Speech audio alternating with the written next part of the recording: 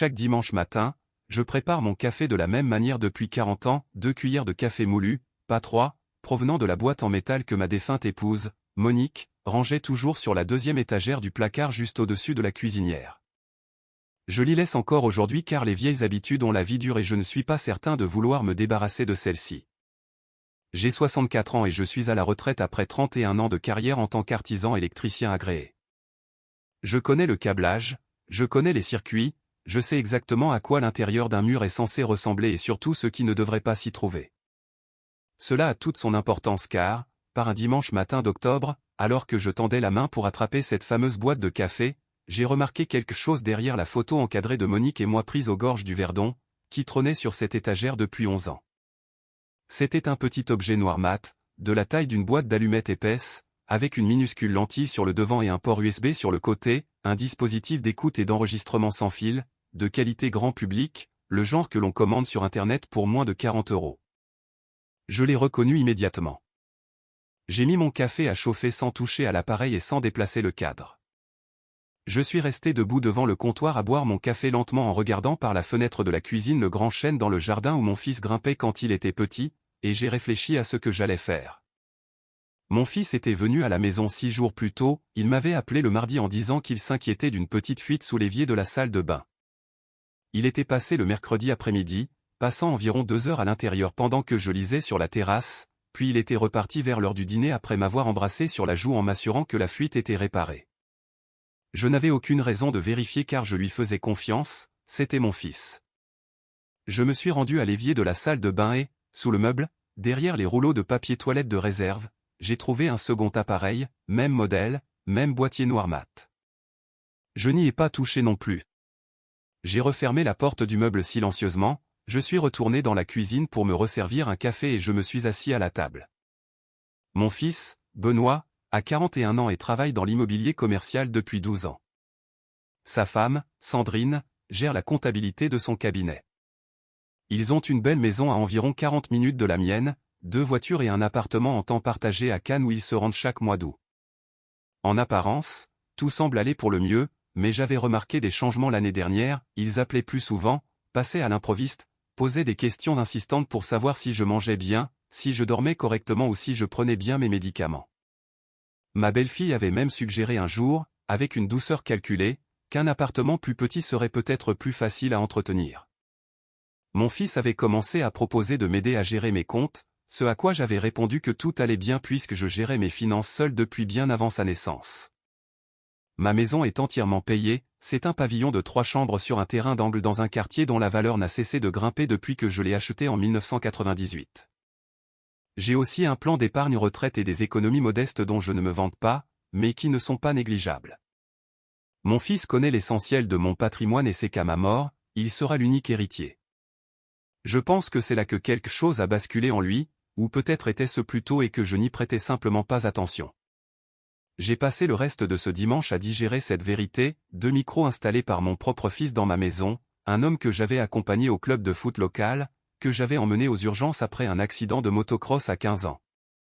Que j'avais aidé à déménager 4 fois et à qui j'avais prêté de l'argent sans jamais rien demander en retour.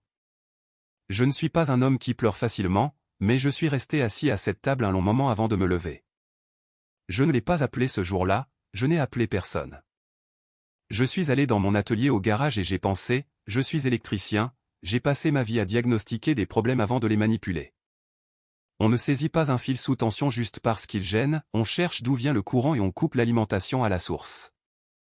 Le lundi matin, j'ai appelé ma voisine, Françoise. Elle a 72 ans, elle est vive comme l'éclair et me connaît depuis 18 ans. Je lui ai dit que j'avais besoin d'un service sans lui expliquer pourquoi immédiatement, et elle a accepté sans poser de questions car Françoise est ce genre d'amie. Ensuite, j'ai appelé Marc. Marc et moi avons travaillé ensemble pendant 10 ans avant qu'il ne quitte le bâtiment pour finir ses études de droit en cours du soir. Il exerce dans un cabinet à 20 minutes d'ici, spécialisé dans les successions et le patrimoine. Ce n'est pas l'avocat le plus médiatisé de la région, mais il est méticuleux et loyal. Quand je lui ai raconté ce que j'avais trouvé dans ma cuisine et ma salle de bain, il est resté silencieux un long moment avant de me dire de ne toucher à rien, de ne rien changer et de ne pas montrer que j'étais au courant. Je lui ai demandé ce qu'il cherchait à obtenir selon lui, et il m'a répondu qu'il pariait sur une mise sous tutelle, s'ils arrivent à prouver un déclin cognitif, de la confusion, des oublis ou une incapacité à gérer mes affaires, ils peuvent demander au juge des tutelles de nommer un tuteur. Dans la plupart des cas, ce tuteur aurait pleine autorité sur mes finances et mes biens. C'est plus rapide que d'attendre ma mort et cela ne nécessite pas mon accord. J'ai encaissé l'information. Marc a ajouté que les enregistrements servaient de preuve et que la requête viendrait plus tard, qu'ils avaient peut-être déjà un médecin complice ou qu'ils essayaient de m'enregistrer en train de dire quelque chose de compromettant. Il m'a demandé comment allait ma mémoire, et j'ai répondu que j'avais 64 ans et qu'il m'arrivait parfois de chercher mes clés. Parfait, a-t-il dit, nous avons de quoi travailler. Je suis retourné à l'intérieur et j'ai regardé le micro derrière la photo de Monique pendant un long moment, puis j'ai tiré une chaise, je me suis assis face à lui et j'ai commencé à me parler à voix haute comme je le fais parfois quand la maison est vide, sauf que cette fois. Je suivais un scénario. Pendant les 2 semaines suivantes, j'ai joué la comédie, sans précipitation, avec la minutie d'un câblage complexe. Je parlais tout seul en cuisinant, j'écorchais légèrement les noms, je mentionnais des rendez-vous médicaux imaginaires, je demandais à voix haute si on était jeudi ou vendredi, et je disais des phrases comme « il faut que je pense à appeler ». Comment s'appelait-il déjà? L'homme de la banque. Rien de spectaculaire, juste un bruit de fond constant de confusion, le genre de choses qu'un fils inquiet écouterait pour confirmer ses soupçons. Mais j'observais aussi, les appels de Benoît devenaient plus fréquents et plus indiscrets, il me demandait ce que j'avais mangé au petit déjeuner, si j'étais allé faire les courses ou si j'avais payé mes factures d'électricité. Je répondais à chaque fois avec juste assez d'hésitation pour le tenir en haleine, disant que je pensais avoir mangé des œufs, ou peut-être était-ce la veille, et que j'avais sûrement mis un chèque dans une enveloppe pour la facture, enfin, je crois. Sandrine a commencé à venir plus souvent elle aussi, proposant gentiment de m'aider à classer mes papiers et me demandant où je gardais mes documents importants. Je lui ai dit que tout était dans un classeur dans la pièce du fond et j'ai vu ses yeux se diriger immédiatement vers le couloir. Je l'ai laissé regarder car il n'y avait rien d'essentiel dedans. Au bout de 3 semaines, Marc m'a appelé pour me dire qu'il avait consulté les registres du tribunal, une requête en urgence pour une mise sous tutelle venait d'être déposée, basée sur un certificat médical d'un médecin que je n'avais jamais rencontré. La lettre décrivait un patient présentant un déclin cognitif significatif, des pertes de mémoire immédiates et une incapacité à gérer ses finances seul. Elle était signée par un certain docteur Beaumont. Marc a fait des recherches et a découvert que ce Beaumont avait dû abandonner sa licence médicale dans une autre région 4 ans plus tôt après une enquête sur des certificats d'invalidité frauduleux, et qu'il n'avait plus le droit d'exercer. C'était Sandrine qui avait fourni la lettre et sa signature figurait sur la requête en tant que partie demanderesse, avec Benoît en co-signataire. Je me suis rendu au cabinet de Marc cet après-midi-là, et nous sommes restés silencieux un moment. J'ai regardé par la fenêtre les arbres au loin et j'ai repensé à mon fils à 10 ans, tombant de ce chêne dans le jardin, venant me voir en pleurant et me laissant soigner sa plaie sans bouger. « Qu'est-ce qu'on fait ?» ai-je fini par demander. Marc m'a dit de les laisser croire que leur plan fonctionnait avant de frapper d'un seul coup. Voici ce que nous avons fait, j'ai appelé Benoît un jeudi soir, en laissant transparaître de la fatigue dans ma voix, pour lui dire que je n'arrivais pas à dormir, que j'avais trouvé des papiers compliqués dans la pièce du fond et que j'étais inquiet. Il a dit qu'il passerait le samedi. J'ai ensuite demandé à Françoise si je pouvais dormir chez elle le samedi soir, sans trop lui en dire, et elle a simplement posé sa main sur mon bras en me disant qu'elle serait là pour tout ce dont j'aurais besoin. Le vendredi, je suis allé dans un magasin de bricolage à l'autre bout de la ville pour ne pas être reconnu et j'ai acheté 2 caméras intérieures de bien meilleure qualité que celles de mon fils. Je les ai installées soigneusement le soir même, une dans le coin du salon filmant le couloir, et une autre dans la pièce du fond pointée sur le meuble de classement. Je suis électricien, je sais comment cacher un fil. J'ai aussi laissé une note manuscrite sur la table de la cuisine, comme un pense-bête, document coffre BNP boîte 7, ne pas oublier la clé dans l'enveloppe bleue. J'ai froissé le papier pour qu'il ait l'air d'avoir été manipulé souvent. Il n'y avait pas de coffre à la BNP, pas de compte là-bas et pas d'enveloppe bleue. J'ai préparé un petit sac, j'ai déposé mon chien Oscar, un beagle de 7 ans, chez Françoise, et je suis parti le samedi matin vers 9 h. Benoît est arrivé à 11h14 selon le journal de la caméra. Il était seul, ce qui prouvait qu'il ne voulait pas de témoins. Il est entré avec le double des clés que je lui avais données il y a des années pour les urgences. J'ai regardé les images plus tard sur mon téléphone depuis la cuisine de Françoise, et j'ai vu mon fils déambuler dans ma maison avec l'assurance de quelqu'un qui sait exactement ce qu'il cherche. Il est allé dans la pièce du fond en premier, a ouvert le classeur et a fouillé chaque dossier, prenant des photos de certains documents avec son téléphone. Puis il a vu la note sur la table de la cuisine, l'a lue 2 fois, et a commencé à ouvrir tous les placards un par un. Il est resté chez moi pendant 1h47. Avant de partir, il a fouillé le tiroir de l'entrée, le placard à manteau et a même vérifié sous l'évier de la salle de bain où il a trouvé son propre micro, toujours en place, qu'il enregistrait lui-même depuis le début. Marc avait contacté la gendarmerie la semaine précédente en leur fournissant la fausse requête de tutelle, les informations sur le docteur Beaumont et ma déclaration formelle. Le samedi après-midi, alors que mon fils rentrait chez lui, Marc a prévenu l'adjudant chargé de l'affaire que nous avions les images de la violation de domicile. Ils ont arrêté mon fils le lundi matin et Sandrine le lundi après-midi. Les charges étaient lourdes, violation de domicile, car ils n'avaient aucune autorité légale pour entrer sans mon consentement malgré les clés, escroquerie au jugement pour le faux certificat médical, et tentative d'abus de faiblesse sur personne vulnérable.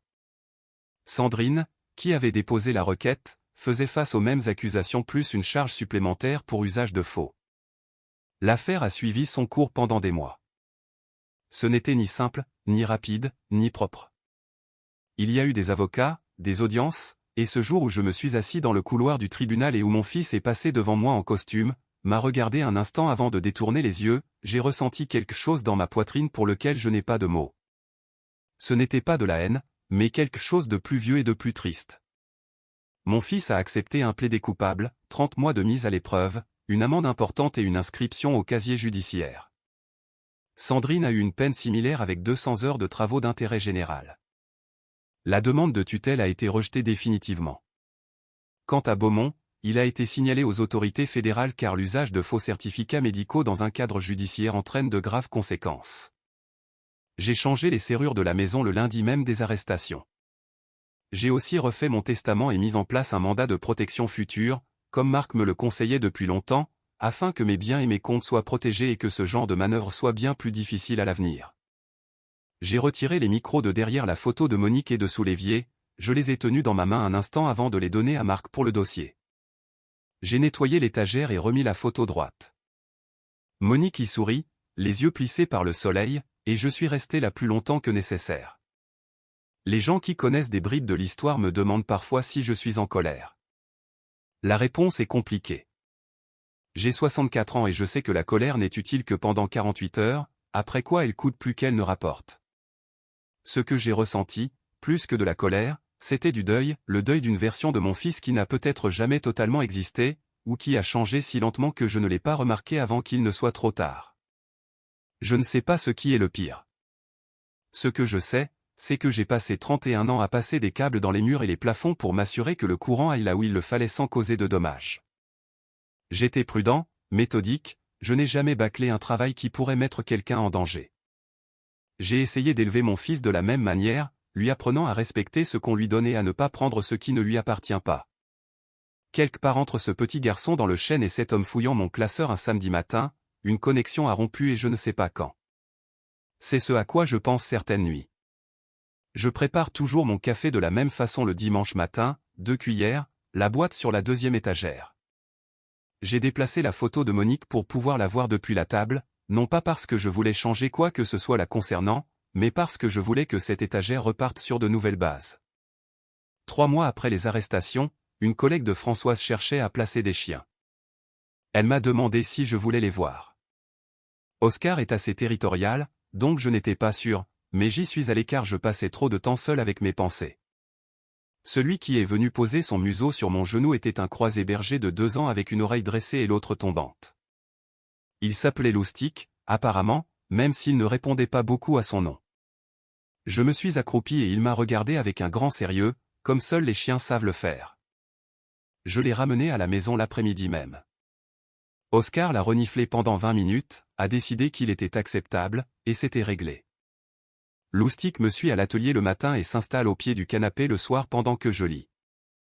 Il répond très bien à son nom, finalement, il avait juste besoin que quelqu'un le prononce avec sincérité. J'ai beaucoup réfléchi à ce que j'aurais pu faire différemment et, honnêtement, pas grand-chose, si ce n'est protéger mes arrières juridiquement bien plus tôt. Je pensais avoir le temps, je pensais que c'était pour plus tard, pour un futur abstrait, mais c'était déjà d'actualité, je ne le savais juste pas encore.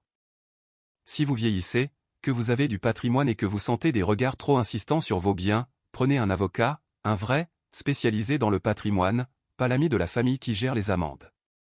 Ayez une vraie discussion sur ce que vous voulez et assurez-vous que ce soit verrouillé. Ce n'est pas morbide, c'est au contraire ce qui permet de ne plus y penser et de vivre tranquille. Je ne suis pas un homme qui regarde souvent en arrière, mais le matin où j'ai trouvé ce micro, quelque chose en moi est devenu très calme et très lucide, comme lorsqu'on isole un circuit et qu'on trouve exactement où se situe la panne. Il n'y a pas de panique dans ces moments-là, il y a juste du travail à faire. Une fois tout terminé, je suis rentré chez moi, j'ai laissé les chiens sortir dans le jardin et je suis resté sur la terrasse jusqu'à la tombée de la nuit. Le chêne est toujours là, il est devenu plus imposant que dans mes souvenirs. La branche sur laquelle mon fils grimpait ne semble plus capable de supporter son poids aujourd'hui, ce qui est logique puisqu'il a 41 ans et que certaines choses ne sont pas faites pour porter ce qu'elles portaient autrefois.